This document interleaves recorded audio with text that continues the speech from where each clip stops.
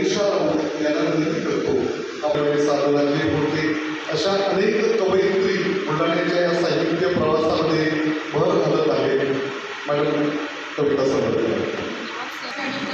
सरणी करायला सांगितली आहे, परंतु माझ्या कविता मला सादर करण्यासाठी मला या ठिकाणी ताराबाई शिंदे यांचा आधार घ्यावाच लागणार आहे. कारण कविता तशीच आहे, टोचणारी आहे आणि टोचणारी आहे.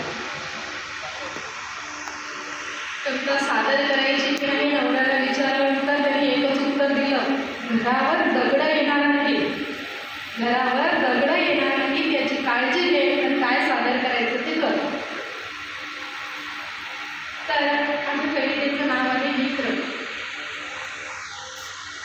तू राम हवा, तू राम हवा पण पोटुशी वनवास देशील, तू राम हवा पण पोटुशी वनवास देशील. लक्ष्मण सोडून वनवासात जाशील, तू राम हवा पण पोटुशी वनवास देशील. लक्ष्मण सोडून वनवासात जाशील.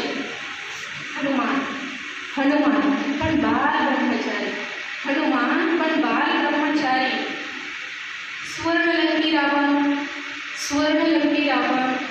पतिव्रतेदारी सीताहरण, स्वर्णलंकी रावण पतिव्रतेदारी सीताहरण. कृष्ण नको, कृष्ण नको.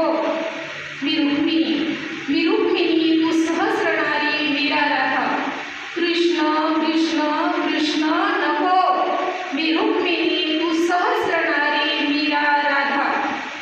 अर्जुन 5 जणांत पाडशील, अर्जुन 5 जणांत पाडशील. धर्मराज युधिष्ठिर धुतात धारशील, धर्मराज युधिष्ठिर धुतात धारशील. देवादिदेव इंद्र पण अप्सरांच्या राशी, देवादिदेव इंद्र पण अप्सरांच्या राशी. बरं ऋषी शापाचा ताप पुत्र हातून घातपात, बरं ऋषी शापाचा ताप पुत्र हातून घातपात. बुद्ध राहुलसह सोडशील, बुद्ध राहुलसह सोडशील. समर्थ मंडप सोडशील, समर्थ मंडप सोडशील. खरं सांगू देव दानव ऋषी नकोच, खरं सांगू देव दानव ऋषी नकोच. मनातलं बोलू नवराच नको, मनातलं बोलू नवराच नको. इथे ही जी असमानता दिसते आहे, स्त्रियांचा अगदी एवढसा वर्ग इथे बसलेला, इथे समस्त पुरुष आहे. कविता निराश करणारी आहे की अगदी देव दानवांपासून सगळ्यांना नाकारत चालली आहे बया आणि नवरा सुद्धा नकोच म्हणते.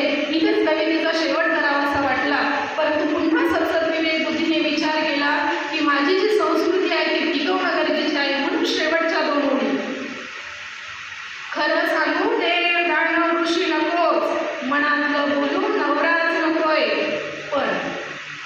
पण सच्चा माणूस हवाय तुझ्यासारखा, सच्चा माणूस हवाय तुझ्यासारखा. केवळ जीवा भावाचा जीवलग मित्र, केवळ सच्चा माणूस हवाय तुझ्यासारखा. केवळ जीवा भावाचा जीवलग मित्र, केवळ जीवा भावाचा जीवलग मित्र. नक्कीच पोचली असेल.